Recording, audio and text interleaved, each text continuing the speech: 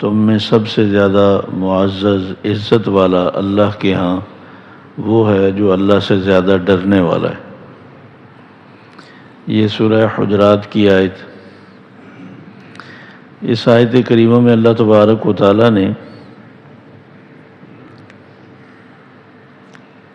عزت پانے کا معیار بتایا کہ اللہ کے ہاں اللہ کی نگاہوں میں زیادہ مقام کس بندے کے، کون کتنی عزت رکھتا ہے۔ اللہ کے ہاں عزت کا معیار دولت نہیں ہے، شہرت نہیں ہے، عالی شان مکان نہیں ہے، قیمتی گاڑی نہیں ہے، قیمتی لباس نہیں ہے، بڑا عہدہ اور منصب نہیں ہے، خوبصورتی اللہ کے ہاں عزت کا کوئی معیار نہیں۔ بڑی قوم بڑے خاندان سے ہونا اللہ کے ہاں عزت کا کوئی معیار نہیں۔ اللہ کے ہاں معیار ہے تقوی۔ جس بندے میں اللہ کا خوف اور ڈر پایا جائے وہ اللہ کے حقوق میں بھی زیادتی کرنے سے، بندوں کے حقوق میں بھی زیادتی اور حق تلفی کرنے سے ڈرنے والا ہو۔ تقوی اس چیز کا نام ہے کہ انسان دوسروں کے حقوق کا خیال کرے، پھر وہ بے چین ہو جائے کہ میری ذات کی وجہ سے کسی کو تکلیف کیوں ہوئی، اس سے پھر اپنے حق کا مطالبہ نہیں کیا جاتا۔ رسول اکرم صلی اللہ علیہ وسلم نے دل پر ہاتھ رکھ کر فرمایا کہ تقوی زبان پر نہیں، تقوی دل میں ہوتا ہے۔ خوف خدا کے جملے اگر زبان پر ہیں دل میں نہیں ہیں وہ خوف خدا نہیں ہے۔ خوف خدا دل میں ہوتا ہے۔ جب دل میں ہوتا ہے تو پھر اس کے سارے جسم کے اعضاء اسی کے مطابق کام کرتے ہیں۔ اس کی آنکھیں، اس کے کان، اس کے ہاتھ، اس کے پاؤں، سارے اعضاء سے، پورے جسم سے خوف خدا خود بخود نظر آتا ہے کہ واقعی یہ بندہ اللہ سے ڈرنے والا ہے۔ اس سے بھی اونچا درجہ ایک احسان کا۔ تقوی کی وجہ سے تو گناہ چھوٹ جاتے ہیں، کسی قسم کی کوئی زیادتی نہیں ہوتی۔ احسان کے معنی ہے اعلیٰ درجے کی نیکی کرنا۔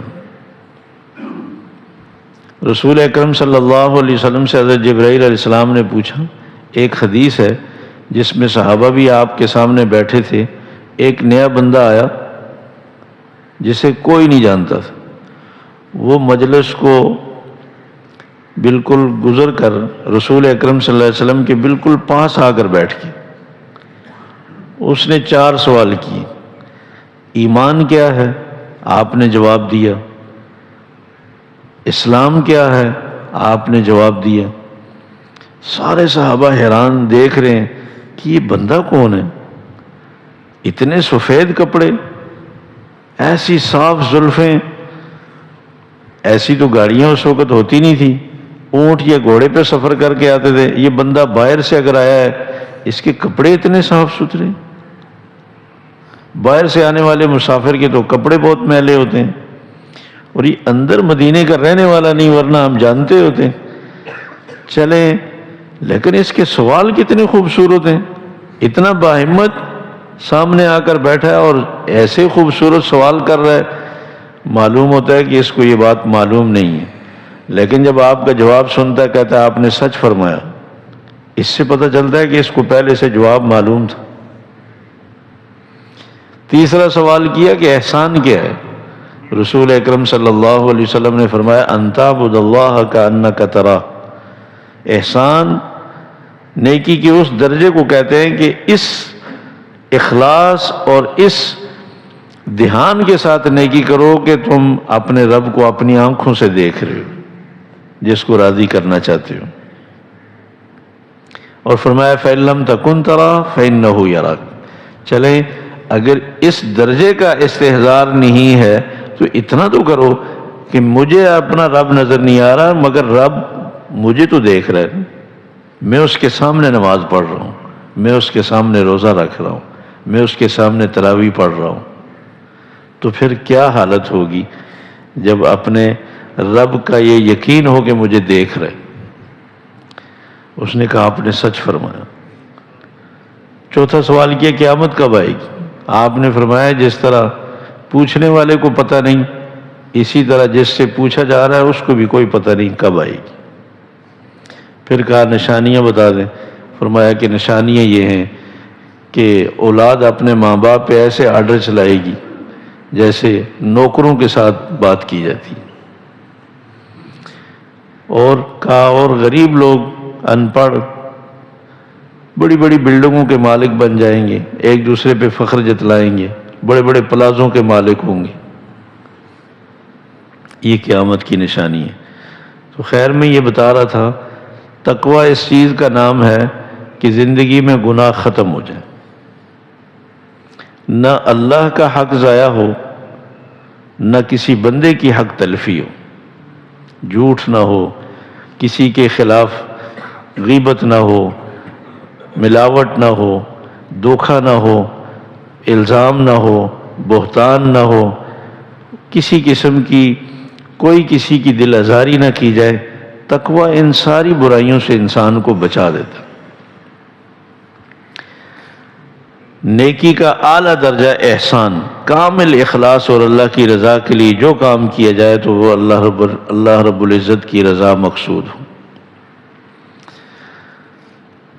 اللہ متقیوں سے بھی محبت فرماتے ہیں، اور احسان کے درجے میں جو نیکی کرنے والے ہیں تو اللہ تبارک و تعالیٰ ان سے محبت کرتے ہیں۔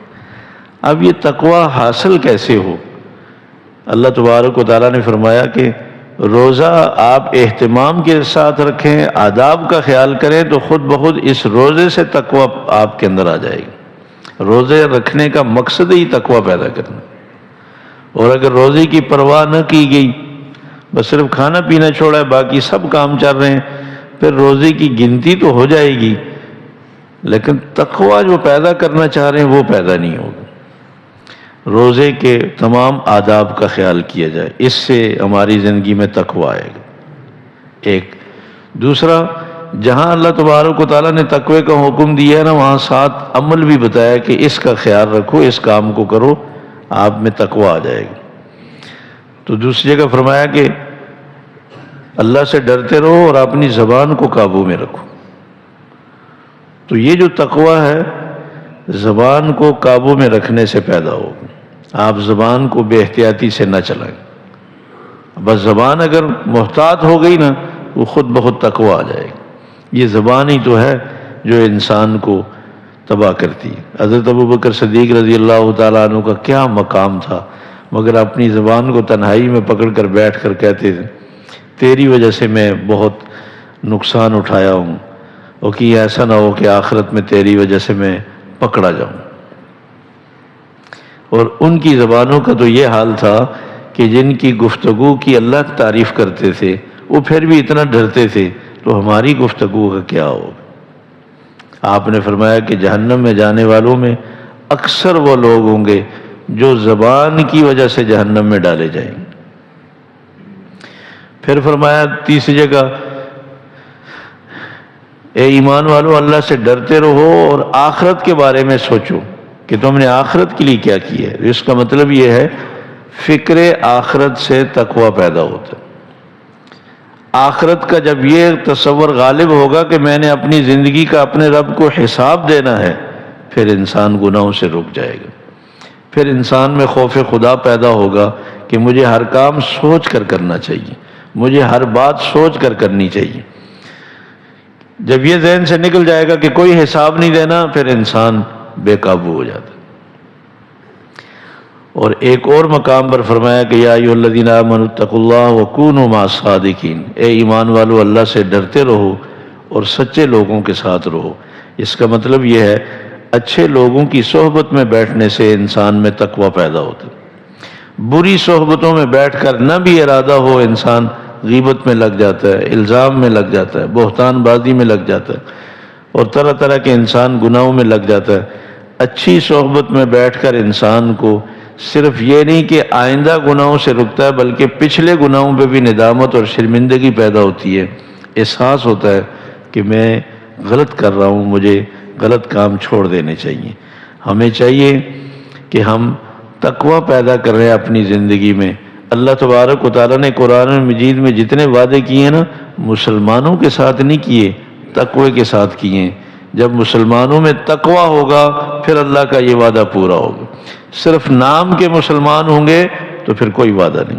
ایسے مسلمان جو سچ بولنے والے ہوں، ایسے مسلمان جو دیانتداری کرنے والے ہوں، ایسے مسلمان جو دوسروں کا خیال رکھنے والے ہوں، ایسے مسلمان جو اللہ کے حقوق کا بھی خیال رکھیں، بندوں کے حقوق کا بھی خیال رکھیں، اعلیٰ اخلاق کے مالک ہوں، پھر ملاوٹ نہ کریں، پھر دھوکہ نہ دیں، پھر جھوٹ نہ بولیں، پھر سارے اللہ کے وعدے پورے ہوں گے۔